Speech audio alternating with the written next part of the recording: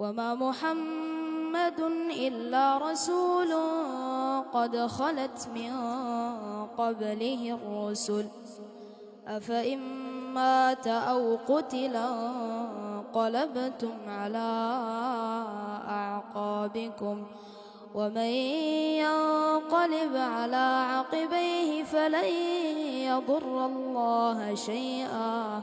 وسيجزي الله الشاكرين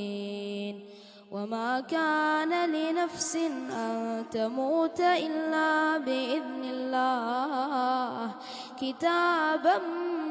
مؤجلا ومن يرد ثواب الدنيا نؤته منها ومن يرد ثواب الآخرة نؤته منها وسنجزي الشاكرين.